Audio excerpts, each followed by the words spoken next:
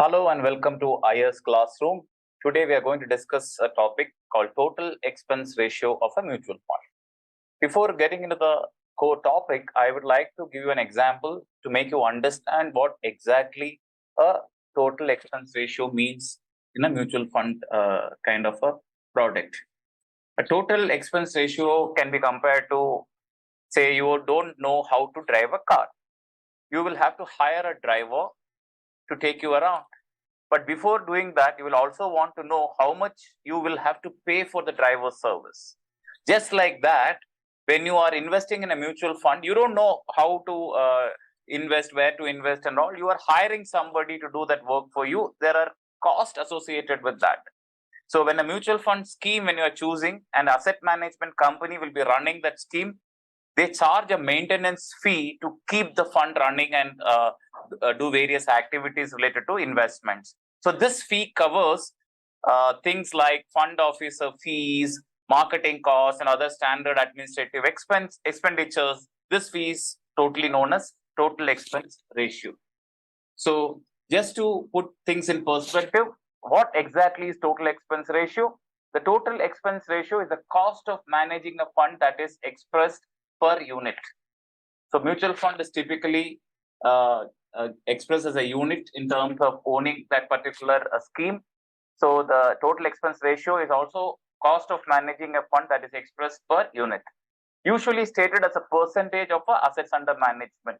The total expense ratio is normally stated as a percentage of the total money managed by that specific scheme. The total expense ratio accounts for all the expenses incurred to run the show or manage that specific scheme. These costs that the fund incurs is recovered from the investor in the form of these expenses. A fund's net asset value or NAV is reported on a daily basis, which is a unit cost which you are holding. It is after deducting these expenses on a particular date proportionately to that particular day's expense.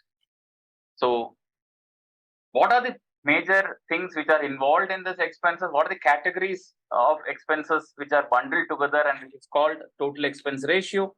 The most important thing is the management fee. A mutual fund's performance is closely tied to its fund manager, who manages the fund.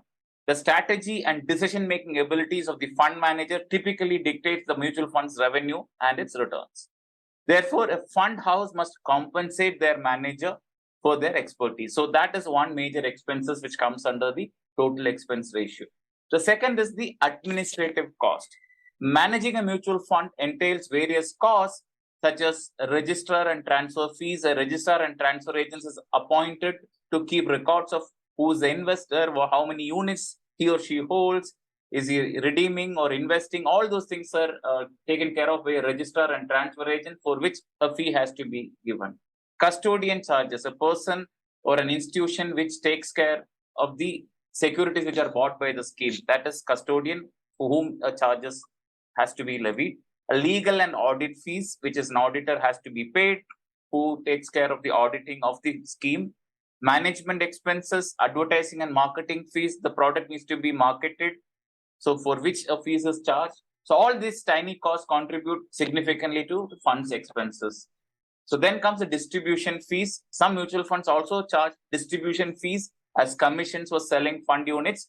This added component would be included in the fund's regular plan of the scheme. That is, there are two types of plans, regular and direct plans. We will see that in another video. In the regular plan, the fund is sold through a distributor to a customer. In that, the distribution fee is added. Then the SEBI has prescribed a certain fee structure for mutual funds to follow in India. So on the first 500 crores, equity funds can charge 2.25%. Following 250 crores, 2%.